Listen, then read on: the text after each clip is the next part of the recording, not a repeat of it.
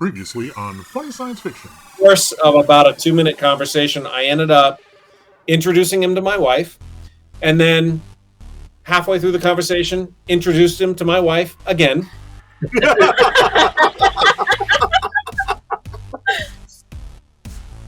Hello, this is Michael Bell.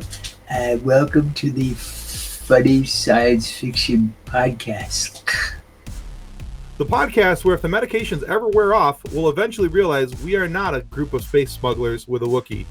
We're just a couple of dudes with dogs. So our guest today is a longtime voice actor and a longtime on-screen actor who's appeared in many of the shows and voiced many of the characters that we've loved over the years.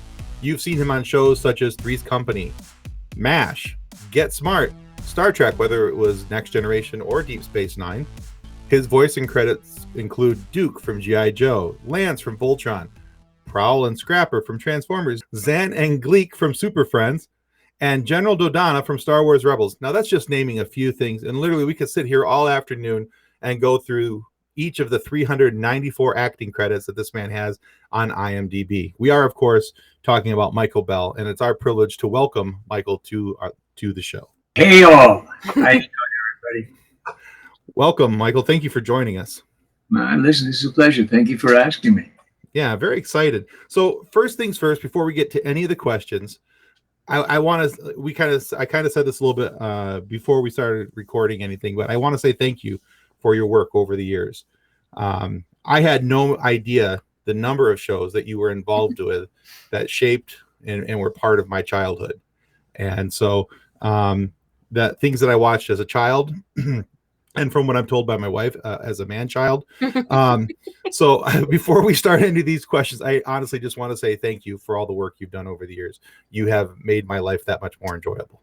Oh, good. That's great. I hate to take it away from your wife, but sure, great. And it says a lot about a voice actor when you look through your credits and you're like, oh, that was him? How did he do that voice? You are an incredibly talented man. I appreciate that. Thank you, Kathleen. Yeah. All right. So, second things seconded. For all the shows that you've been a part of, one of the things that amuses me for whatever reason, that you worked on GoBots and Transformers almost nearly at the same time. Mm-hmm. Now, when I was going to school, we picked on the kids who watched GoBots or played with GoBots because apparently they were the not as cool Transformers. So what was it? Did the guys at Transformers, your co-stars, give you any kind of hassle for working on Transformers and GoBots at the same time? And if so, what were the gang fights like? Were they like real fights, or were they like Jets and Sharks dance fights? Well, we sort of like a ballet. We didn't even know. We went from job to job. We were literally like someone hit us with a gold 2x4. We were thrilled. I did GoBots, I did Transformers, and I went back to did something else, and I went out to doing humanoids, and then I went back. I was coming or going. I said they had to play the voice match for me. Who was I doing on the show? You did that. Oh, that's right. That's that giant piece of mucus. That's what I was doing on that show. Okay, now what was I doing? So yeah, that's we never even questioned that. And that's funny when you said that the kids who weren't cool were the ones. I wonder if there's therapy for those kids. This is like GoBot therapy. When I was a kid, I got beat up because I was like GoBots. Yeah, the thing is, I remember watching GoBots as a kid, but and some of the kids would bring the GoBots toys to school.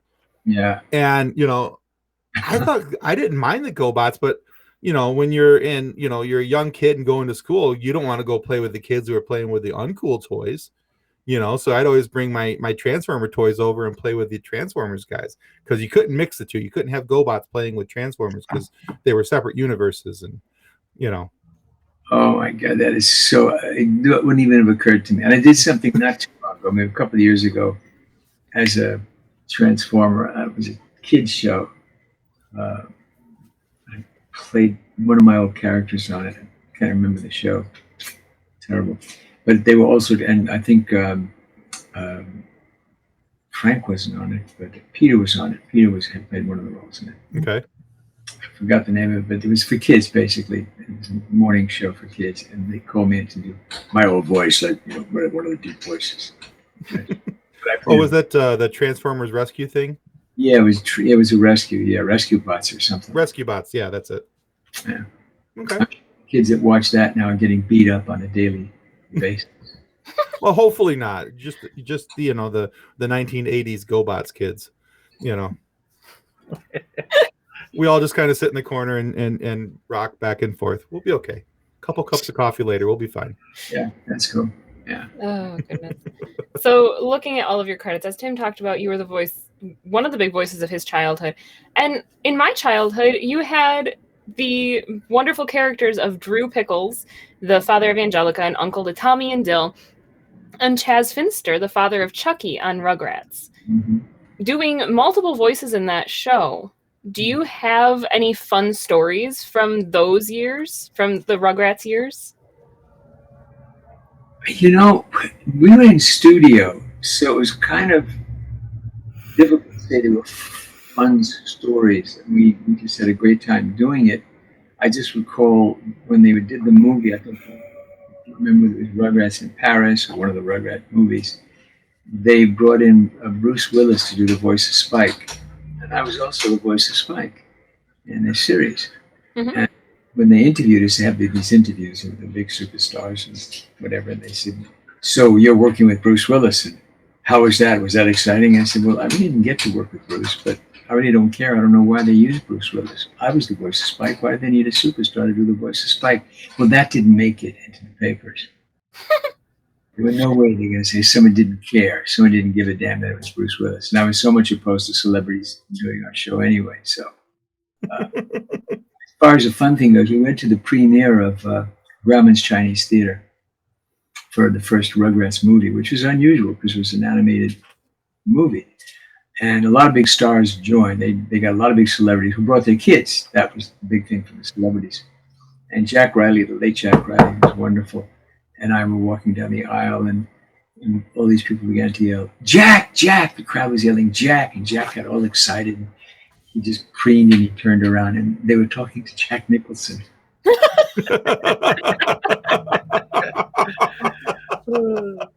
And I looked at Jack, and Jack looked at me. I went, "I mean, nobody knows who we are, Jack. These people don't know who we are. I mean, they just, and I remember thinking back when I watched cartoons with the great Mel Blanc, I didn't know there was a human body. Mm-hmm. I saw Bambi. I didn't know that there was a kid doing the voice of Bambi when I was watching Bambi. When I watched Faylene get killed, Bambi's mother, and I broke into tears with several hundred other kids in the theater. We thought that was the deer that got killed, that his mother got killed. I mean, you don't associate with that. The kids today do, I'm quite sure. They're much more hip than we were. Very, very simple. Very simple. But it is true that you don't know the person behind the voice. You hear the voice, you see the animation. You're not going to recognize a voice actor on the street until they're interviewed, and then you're like, "Oh, that person is all of these voices." And it's it happens when I go through the airport because I wear my Smurfs jacket. When I go to conventions. And everybody, I mean, because these are people who are old enough to have seen the Smurfs, and they just get so excited. "Why are you wearing that?" And I'll explain what characters and they go, "Oh my God!" And I always, so all the people at the airport, all the people that work there, I always get a picture and I sign an autograph to them. Because that way, in case anybody needs to be saved first, they'll save me. See, I'd be that way if I saw you walking through with like a Transformers or Voltron jacket. Yeah, I don't have one. They were so cheap. Oh God, but Transformers jacket with our characters on it. Oh, goodness. They should have given us a Voltron jacket. They didn't give us 2 Fig Newtons, even a chiclet.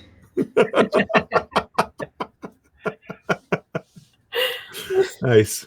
So after talking about how you were bouncing from show to show, job to job, what were some things that you would do to relax in between your jobs? I would drink heavily. No. It makes sense. I'm like, yay, bourbon. All right, good job. No, tequila. Oh, there you go. I can't drink it anymore because I'm on the paleo diet, not allowed to drink alcohol. So But the point is, dangerous. relaxing wasn't even a thought. When the weekend came around, I was, and I think most of them were jazzed to go back to work. We were so thrilled to be working at that level. I mean, it got to the point that when the career took off to such a degree that it did after sort of a slow run, even through my days as a contract player at Universal Studios, I always wanted to work. I loathed the weekend, loathed it, because I just needed to work. And I think most of us felt the same way. So it wasn't even a matter of relaxing. We were always up. I think all of us were on, I guess is the term. All of us were on all the time. It was difficult for our wives, husbands, I'm sure. You can imagine. And that's not something that you hear about as much anymore. You don't have people who are like, no, I want to work. I want to go and do. So many people live for the weekend. They don't enjoy what they do. It shows how much the work meant to you that you wanted to keep doing it, that you wanted to keep working. Oh yeah. My daughter's young and she has we get magazines. My wife goes for the magazines and we see the superstars that relaxing in Belize, they're relaxing in somewhere in some remote forest or wherever it is, some great hotel and lounging and having a wonderful time. I think I've never done that. I never cared about that. I think the one thing I wanted to do was to see Europe, so I just took a brief couple of weeks and went to Europe just to see Europe because I was right in the middle of busy working, and I came back and I don't think I vacationed since then. Wow. That says a lot about your work ethic. Oh yeah, I love working. Now I nap a lot. Okay. Napping is fantastic, though. I love it. I wish I could convince my daughter that napping is fantastic, but How old is your daughter? she'll be 3 next month. Oh yeah, they don't. There's so much energy. There's so much. It's like they're on sugar all the time. Yeah. She is full speed Yeah. until she is no speed. Absolutely. Run into a wall and then you suddenly sink and fall on the floor. It's really fun. Exactly. She is. Like that wind up rabbit. Yep. She wakes up first thing in the morning with the hi. It's like, oh boy, kid, coffee. And wakes you up. If you were to take a nap, Ashley was a kid, and I thought, well, I'm gonna take a nap now, and I take a nap, and she came up, Daddy, and I went, what did you? Well, she woke and she go, Daddy, and opened my eyes. Oh, oh dear. Yeah, and I don't need you to pry my eyes open. Thank you very much. I'm trying to do that to her now. Oh, of course. Payback. There you go. So I grew up watching a lot of MASH and Three's Company and even some Get Smart. And I didn't realize at the time that you had done some work on each of those shows and that you were involved with those things, of course. But eventually you made the transition into doing voiceover while still doing some on-camera work. So how did that transition come about, and what was it about voiceover work that drew you to it?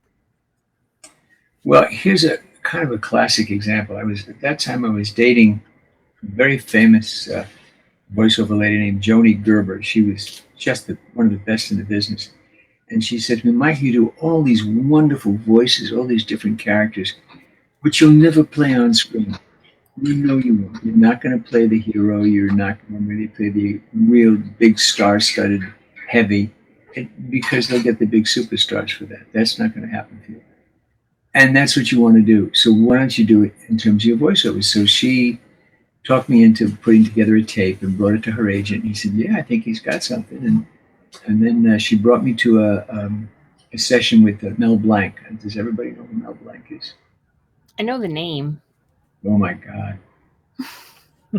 Anybody else know who Mel Blanc is? Okay, Bugs Bunny. He's okay, yep. the voice of Looney Tunes, basically.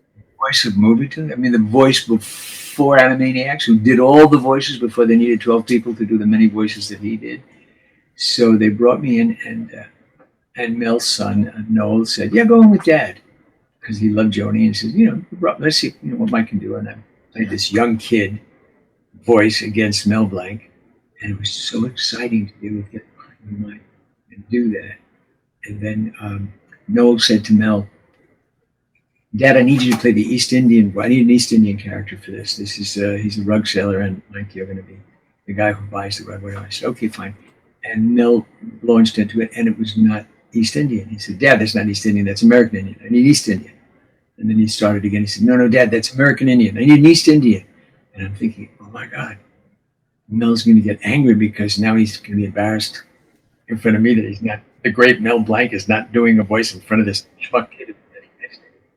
And so Noel turns and says, Mike, do you do East Indian? And I said, yeah. And he said, do you? I said, yeah. And he said, okay, Dad, do you mind? You want to get? And he said, yeah, sure, yeah, Mike. So I did the East Indian, and Mel played the guy who was buying the rugs. And I thought, it was a job. My first job I took from Mel Blanc. I think that's a good sign. And Noel used me after that. And then Mel and I eventually wound up doing Speed Buggy together. Oh, wow. That's cool. Which, Kathleen, you see. If you don't know who Mel Blanc is, you've got to watch, and your kid will love it, a couple of segments of Speed Buggy. Oh, definitely. It's great fun. He plays a car. He does a car, very famous car. He does a car that makes all those great noise. Kid will love it. Oh, definitely. She loves Looney Tunes, so I am sure it's right up her alley. The Hanna-Barbera thing, I think she'd love it. Oh, definitely. We are big into the classic cartoons. That's a great story. There's not many people out there that can say that they took a voice line from Mel Blanc and did it better. So wasn't I did it better? It's one of the few, probably the one thing he didn't do. I mean, he sang, he did all these wonderful characters, and he was a wonderful actor, and he did all these great voices. That he deserves a SAG award, an Academy Award, post whatever award, but I haven't seen fit to do that. But in the meantime, I was just so fortunate that I was there at the right time, the right place. And I said, you don't mind? No. He had, on his license plate, he had KMIT. And I said, Mel, what is KMIT? Is that a station you worked for that was important in your life? He says, no, but it means Kishmir and Tuchus, which means kiss my butt.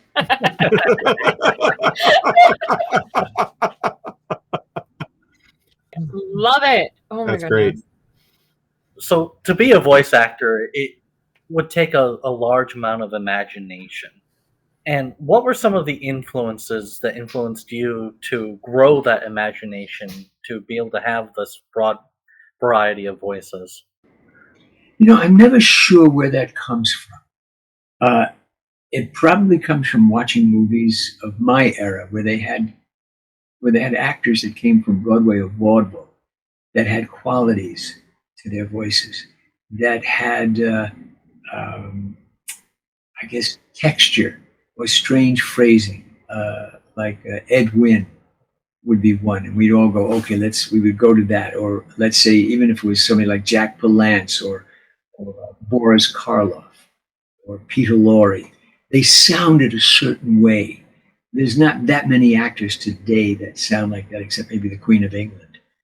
But they had certain qualities, certain strangeness to their voice. It was a wonderful thing. So we picked up on that. All of us, Frank, myself, Greg Berger, all the guys. I mean, and the ladies, Gray Delisle, and my friend, as I said, Joni Gerber, who's now passed.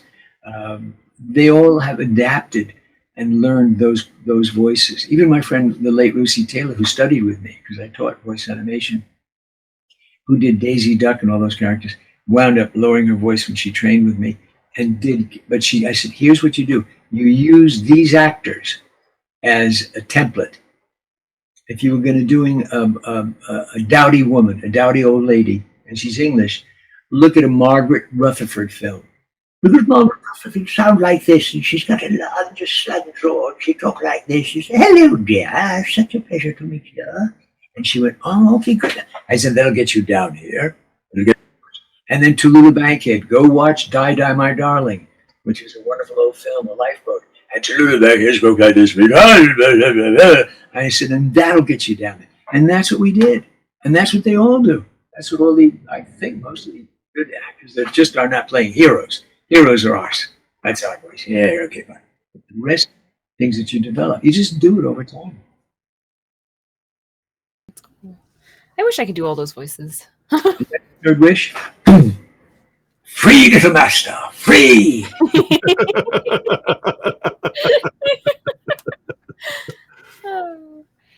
So, as we've been talking about your career and doing both on camera and voiceover, do you prefer one over the other, or are they both enjoyable? I mean, they've both got to be enjoyable. But... Enjoyable. I was doing the FBI at one point with Ephraim Zimbalist Jr. And I was under contract, Universal at the time. And at the time, I was doing all the uni shows. I was guest starring all the uni shows. And I was running in the back, as usual, chasing some criminals. When I wasn't the criminal, I was chasing criminals. And I was running and had my weapon out that, from the prop guy gave me. And the director went, "A cut. Mike, what are you doing?" I said, "What?" And he said, "What are you doing?" I said, "I got my weapon out." And he said, "Okay, that's your right hand. Where's your left hand?" And I said, I suddenly felt, I didn't move. And I said, "Oh, it's on my head." He said, "Why?" "Because the wind is blowing and I don't have as much hair as I'd like to have." I think about balding. The wind was blowing it up. He said, "Don't do that." I'm like, "Oh, okay." I thought, okay, it's time for me to get out of this. Unless I can get a comedy indoors where somebody comes and goes, "Okay, Mr. Bell, let me fix that and do this." And great, I'll be fine. I don't want to do outdoor anymore. Unless it's a Western and I never take my hat off. So finally, I think one day I was doing a scene with, I think it was Ironsides, and I got shot or something, and I rolled down the hill, and they went, "Cut!" And I stood up, and they had not cleaned the hill outdoors, and I had chihuahua all over myself. Oh no! Got back indoors and continued my voiceover. So slowly but surely, as I was guesting on a show, I'd get a call from the agency. "They want you here. Can you get down here? This is a great campaign. You're doing this." And I'd say to them, "Just do it." "Can I get out early?" "No." "Yeah, but I have nothing to do. And I'm at the very end of the show. You're still working with this beautiful schmuck. Can you just get me out?" No. I thought, okay, I'm losing money. I'm not doing anything that's really important. It's just the same role after, really doing the same thing over and over again. So I sort of figured it out. All right. So I have to ask you a question, because on our group here, out of the three of us, I am the resident Star Wars fanboy. I am a huge Star Wars fan. And I have to ask you about your work on Star Wars Rebels, which I know was only a couple episodes as General Dodonna, but Dodonna has a major role in the early rebellion. So, at the risk of fanboying, which I probably is a little too Too late, a little too much, or too little, too late, whatever you want to say at this point. I'm wondering, for you, was this just another job, or were you a Star Wars fan as well and excited to be part of the universe? It's okay if you say no. I'll still think you're cool. Okay, I was already a Star Wars part of the universe because I did the movie, the original movie. What did I miss? Okay, see, I finally gave you something that you didn't know. Star Wars fanboy didn't know. Yes, I am. Hold on, I'll be right back. Go look in your credits. It's not in your credits. It's just that everybody knows it. I was the voice of Commander Willard, who says to Princess Leia, "Thank goodness you're back. We were so worried about you." Blah blah blah. I got a call from my agent saying they're doing a film called Star Wars, and Lucas wants you to come in and dub a bunch of the characters. I said, "Oh, okay." I didn't know who Lucas was. And I said, "Sure." It was work. It was a job. So I went into the studio and met Lucas. And George said, "This, I'll show you the dailies." So he showed me a daily of this young blonde kid and this other guy fighting with flashlights. And I thought, what the hell kind of movie is this? This thing of flashlights. No, the attachment said, "It's going to really look great." I said, "They just got a little flashlight. There's nothing happening." And then it showed me a character sitting around a round table with this tall guy with a black mask. And he said, "That's Darth Vader." And I said, "Yeah." And he said, "That's the voice of James Earl Jones. I said, "Oh, great, wonderful, wonderful voice." But there's a guy in there whose voice I want you to dub. And I said, okay. And the guy says to him, he questions Darth Vader. And I said, okay. And then I did it. Then he said, he plays it back. He said, that's good. I said, wait, George, why am I replacing him? He's really good. And he said, yes, he's English. And I said, yeah, but so far everybody's British. I have not heard an American except for the blonde kid and the other guy. Except for the blonde kid. That's all. That's the only two Americans that I've heard so far. You have Alec Guinness, you've got, and of course, certainly James Earl Jones. Who cares what he is? He's brilliant, so we don't care. But everybody's British says, yeah, well, I filmed it in England. I said, oh, there you go. I said, so, but leave him in. Don't put my voice in there. Leave him in. I don't want to talk myself out of a job, but leave him in. He said, you really think so? I said, yeah. I'm telling George Lucas. I'm directing George Lucas. Okay, good. I'll leave him in. I said, great. Now here's this other guy. Well, I have to do somebody. So he shows me this older gentleman, and I said, sure. So I did his voice, which was, I found out later on, Commander Willard. And he said, now we got all these guys in spaceships that are going to be getting killed. They work for the Federation. And I see people going, oh, I've been hit. Oh, I'm to the third, fourth, sixth sector to the Federation, and they're coming in. Oh, and all that stuff. So I did a whole bunch of those voices, and I left. And it was the end of the day. I went home, and a couple of years later, friends of mine said, we're going to go to Grauman's Chinese. We're going to go see Star Wars. I said, no, count me in. I'm not interested. It looks like a bomb. Because I really know things, don't I? I really can tell when something's a bomb. I can predict the future. I stood online with all these people, and I was young. We all stood around. And, okay, we'll have a good time. Went in, and the movie started, and I was as swept up as everybody else. Caught up, knocked out, flat on my back, absolutely stunned. I thought it was sensational. They all said to me, so what voice did you do? And I said, who remembers? I have no idea. I wasn't even looking for it, which actors always do. Oh, that's me. I got so caught up in that fabulous film. Years later, I think it must be maybe 5 years ago, 6 years ago, I'm going to a party for Kevin Michael Richardson aboard a boat. Mm-hmm. Mark Hamill's getting off with his wife, and I'm getting off with my wife, Victoria, walking alongside each other. And as we're talking, because Mark and I were at the same agency, and I said, do you know, I wonder if you knew that I did Star Wars. And Mark goes, what? I said, I did Star Wars. He said, you weren't in Star Wars. I said, I was. He said, my Star Wars? The first one? I said, no, yeah.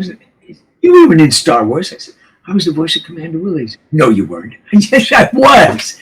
So don't feel bad, Tim, because he didn't know either. When the fans began to ask me for autographs and sent me photographs of Commander Willard, somebody who is now dead, talking to Carrie, who's now dead, and asking for my autograph, I'm going, how do you know that? It's not in the credits. It doesn't say Michael Bell, voice of Commander Willard. They just knew.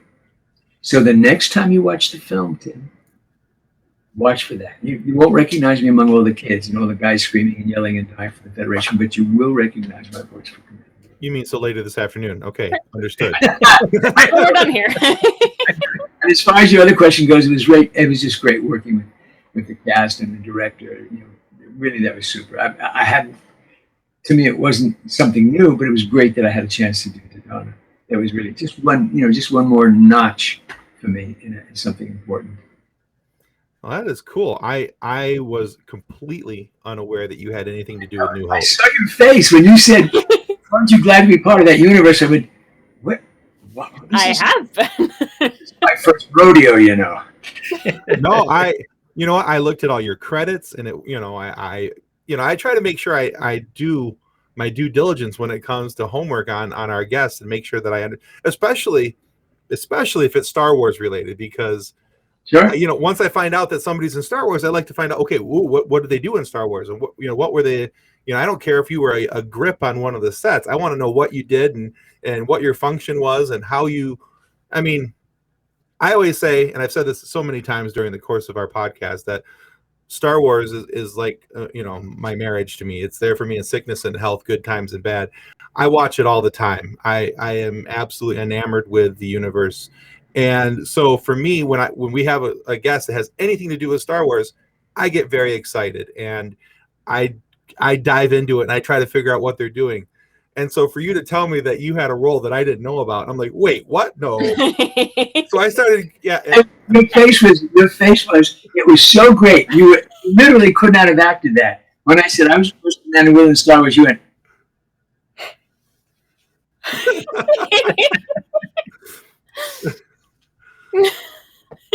and it was like you're in another world. It was like someone hit you with a 2x4. It's funny. well, I had to compute it because I'm like, I know who that is, and it looks nothing like you. And so I'm going, no, that wasn't him. No, okay. So that's what I was doing. I was Google searching it, trying to figure it out. But yeah.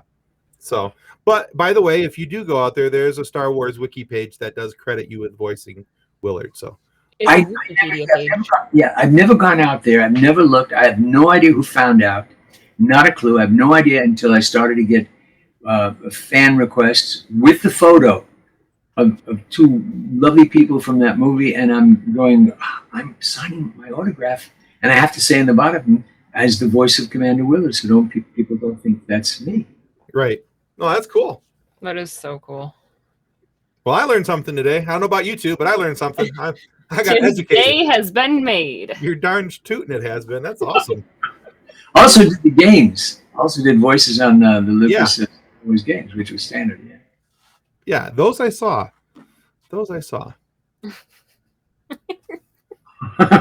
Tim is still getting over it. It's like he's been I know. It needs a minute to process. somebody gave him 2 shots. I do. I need a minute, but I'll be fine. Okay. Next question. So with all the shows that you have done and all the voices, what 2 characters would you like to see come together and create a show together? Wow. You know, I don't. They've joined folks together. I don't know. There's so many things. It's hard to put them together. Maybe the Smurfs coming back, meeting the Snorks, or the Smurfs meeting Rugrats, or Anything that involves the Smurfs coming back, I'm good with. yeah, that would be fun. The Smurfs meeting Rugrats would be kind of fun if they go into Rugrat land. They go into Smurf land or something. That would be kind of fun. Of course, I wouldn't be in it because they would be hiring major stars and more than likely some famous basketball players or something to play the role. Clearly, we'd all be looking forward to the Willard Dodonna Power Hour, but you know. Yes, yeah. Well, I can't think of anything other than that. Again, when they redid the Smurfs, they didn't hire me back. When they redid Rugrats, I wasn't hired back, so I don't expect that they would get me back for any of that stuff. That's sad. Yeah, well, it's business. It's Hollywood business. You know, nothing you can't. Sure. So, in your credits, we talked about this a little bit before we started the show. The thing that I was the most excited about was Darkwing Duck. And that is why you have QuackerJack next to you now, which I super appreciate because that is just the greatest. So I do have a little story I want to share. Yeah. That my mom permanently banned me from watching Darkwing Duck after I told an adult to suck gas evildoer when I was about the age of 4. So I have been banned from watching Darkwing Duck since then, until 3 years ago. Yesterday. Yeah, go ahead. Well, no, my mom still says the ban is my mom still says the ban's in effect. But about 3 years ago, my husband found the complete series on DVD and bought it for me, much to my mom's disgust. Like he sent her a picture of, look what I bought for Kathleen for a present, and it was no, she's not allowed to watch that. And it's like I can kind of do what I want. I'm just not allowed to watch it at her house now. That's the rule. Concessions have been made. Wow. Allowances have been made. But so what was it like to get to play QuackerJack? And then you did get to bring him back for the reboot, or for DuckTales reboot. They weren't sure that I could do that because I was an older guy. They figured my voice wouldn't hit that level, but my voice is always at that level when I'm screaming at the dogs and cats. So I said, I'm there. It was great because, they didn't even, we didn't even audition, which is really interesting. Like Ginny McSwain, who directed, had they're best people up there, and I'm hopefully I'm including myself in that list. They thought the guy who wanted to do it couldn't do it, and they called me in. So they had Dan and Jim, of course, and Michael, and they had all these wonderful people alongside us, and Christine Cavanaugh. And she just lined us up and said, "Okay, these are your characters," and it was as we were seated there. So when she showed me QuackerJack, I thought, "Oh, I'm going to do like a Kirk Douglas kind of thing for him, kind of a cracky, one of those things." But Dan's character cast on was before mine, Electro, whatever the hell that was. He was before me, and he wound up doing that. I went, "Oh my God, he took that. What am I going to do?" He said, as I said, to answer your question before, that's what we do. And I went, "Okay, what am I going to do?" I said, "Okay, I'm just going to make him berserk. I'm just going to make him crazy berserk as I can." And that's what I did. And nobody said, "Oh no, that's wrong." Ginny said, "Yeah, cool, let's go with it." And then he said, "And she's also your Mr. Banana." I went, "Oh, okay, fine, I'm Mr. Banana." So, I'll do whatever I'm told to do. But that's why when I teach, I say you have to have more than one character lined up for a character that you're reading for. Because, especially if you're in a session, because you never know. Somebody may steal it. Not that they mean to, it's just that we all have the same bag to reach into, the same actors that we can be imitating. Can you do QuackerJack's voice? It's playtime! I love it. Oh, Kathleen's mother, you want to play?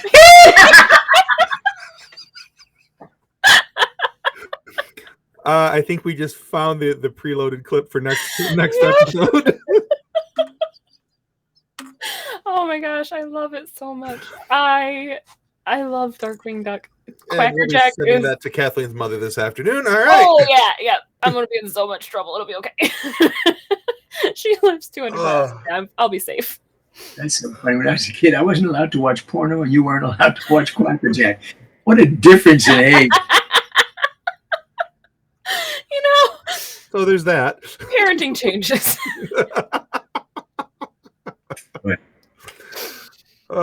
Well, Michael, we've had a lot of fun talking with you today. This has been an absolute blast and educational along the way, for one of us anyway. Yeah. But we do have a little quiz that we'd like to run you through. We do this with all of our guests, and it's a quiz about the roles you have played over the years. We're not going to ask you anything specific about in this scene when your character pushed up his glasses or took off his hat. What did that mean? Nothing like that. Okay. But the quiz is called Know Your Roles. Okay. So it's a 5-question quiz. They're all multiple choice questions. Okay. Sure. If you get out of the 5 questions, if you get 3 of them correct, we'd like to send you this I Gave to the Red Shirt Widows and Orphans coffee mug, which is branded for our podcast on the back. Mm-hmm. And then if you get 4 questions correct, we'll send you the coffee mug along with this book, Custodians of the Cosmos, written by our group founder, our Facebook group founder, Drayton Allen, a.k.a. Nick's dad. And what that is a story about a young man who wanted to join Star Trek's Starfleet Academy, couldn't hack it. He washed out, ended up rejoining as a custodian to boldly clean up after those who had boldly just went. Oh, wow. Okay. So, but we'll send you both of those. And then if you get 5 questions correct, you get our undying appreciation. I see. So, but, however, if you only get 2 of the questions correct, we'd like to take a picture of you, put it on our Facebook group, and make a meme out of you. We call it a fun sequence. Mm-hmm. And underneath it, you write loser? No, actually, with a couple people who have done that, we have not written loser yet. But if you'd like us to, we can. Yeah, I lose it because I think it's important to have some sort of designation. Fair enough. Okay. But if you agree to those terms, we can play our quiz game. All right, that's great. All right, Nick, take us out. You're muted, Nick. Nick, that was really good. You really know you're digital. I was like, boy, this is enjoyably quiet. Yeah. Who is in charge of the Joes in G.I. Joe? Is it Hawk, Duke, or Snake Eyes? It was Duke. Well, I'll give that to you because depending on how you look at it, there's General Hawk and then there was Duke was running the actual show. So kind of a trick question, but Two of them, yeah, it was Hawk and Duke, but it was Duke. That's the only one I ever dealt with. So yeah. So day to day would be Duke. Okay. All right. I'll give you that one. All right. Number 2, G.I. Joe first aired in what year? 1985, 1982, or 1983? I don't know how. I was only 13 in 1982. 1985. No, apparently it was 1983. September of 1983. Wow. Been around that long, huh? Okay. Yep. All right. So 1-1. All right. Scrapper from Transformers was a Build-A-Con, Go-Bot-A-Con, or Constructicon? Constructicon. Very good. 2-1. Right. Scrapper combines with other Constructicons to form A, Intimidator, B, Devastator, or C, Bob the Builder. I'd try to go with Devastator. It is Devastator. Correct. All right. So that's 3. That's your coffee mug, We sir. just knew it wasn't Bob the Builder. I had to say Bob the Builder. We're talking about construction. I was almost going to go Bob, but I changed my mind.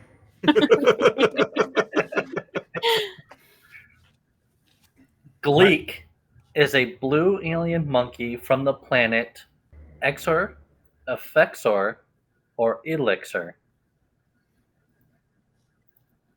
Sounds like it would be Exor. Correct. That's 4. Very good. So out of the 5 questions, sir, you got 4. So we're going to send you, of course, the book. If I can get it in frame there. There we go. Custodians of the Cosmos.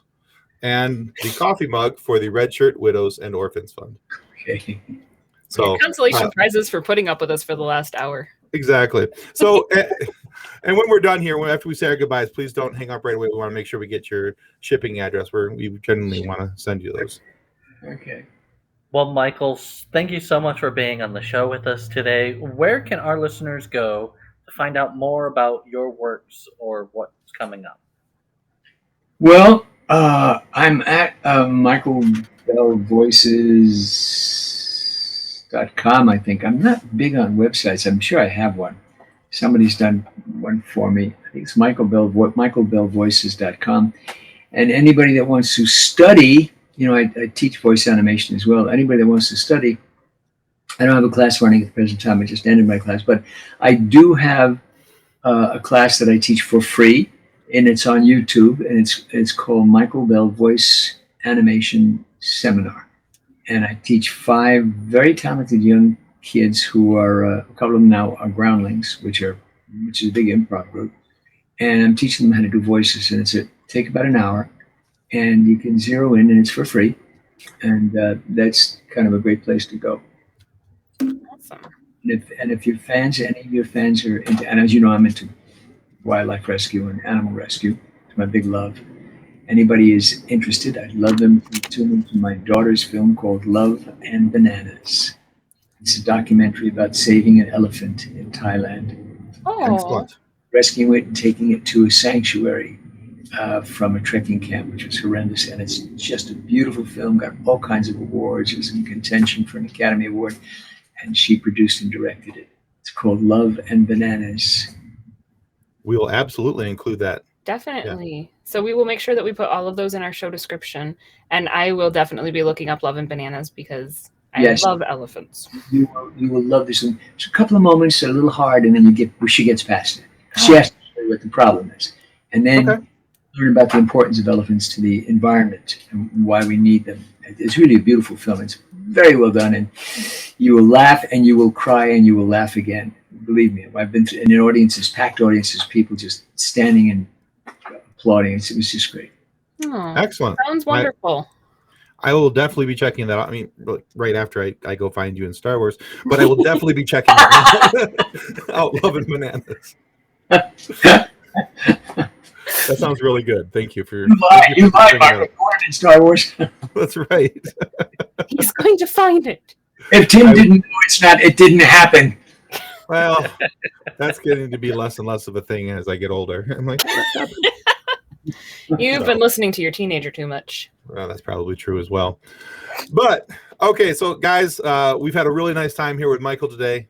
We've enjoyed him so much. We want to remind you though that in order to get more great guests like Michael Bell and have the laughs that we were able to have today, it's important that you guys subscribe. Hit that subscribe and like button so you guys don't miss out anything coming up in the future, and we get to keep providing you with funny moments for you guys to listen to. And of course, getting educated. I mean, do it for Tim's education. Help Tim help you.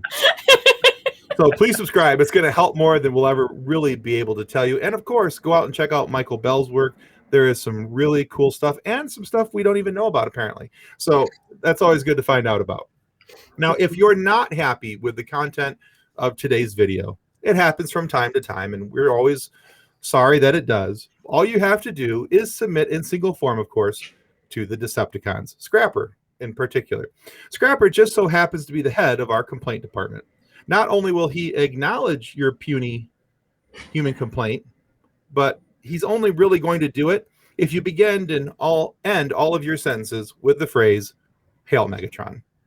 And even at that, he's really only going to do something about it if it seems to be self-serving enough to help his standing with Megatron, whom he proudly serves. So be patient and kiss up to Megatron. Well, thanks again, Michael. We truly appreciated having you today. It was cool, guys. Thank you. Thanks for asking me. This was fun. Thank you. We appreciate your time. This has been a blast. Goodbye, everyone, and thanks for watching. Goodbye. Bye. Our show is brought to you by our charity sponsor, the Red Shirt Widows and Orphans Fund, that supports the Wish Upon a Teen Foundation that helps out sick kids when they need it most. And just imagine the comfort you'll give Red Shirt crewman number 94. He'll know that when he puts on the red shirt and chooses to fight alongside Team Voltron, he will be able to know that he didn't leave his family destitute and without hope, because the Red Shirt Widows and Orphans Fund has his back, and what's left of his blaster. And speaking of sponsors and show partners, check out this short video from our good friends over at Level Up Lightsabers.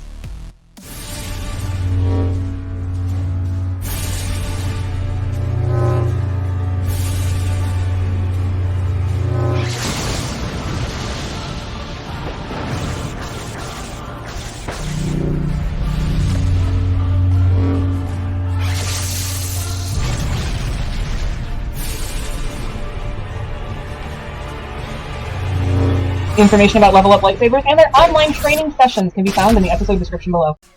On behalf of the rest of the hosts of Funny Science Fiction, we'd like to thank you for listening to this episode. If you'd like to be a guest on one of our future episodes, please contact us by means of our Facebook group, Funny Science Fiction.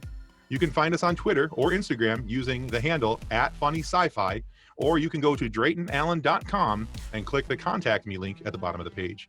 Thanks again. Hope you enjoyed the episode. Copyright 2020 by Drayton Allen. Original music by Jordan Michaels. Reference to any specific product or entity mentioned in this podcast does not constitute an endorsement or recommendation of or by Funny Science Fiction or its sponsors. The views expressed by guests are their own, and their appearance on the program does not imply an endorsement of them or any entity they represent. If you have questions about this disclaimer, please contact us via email at DraytonAllen@DraytonAllen.com.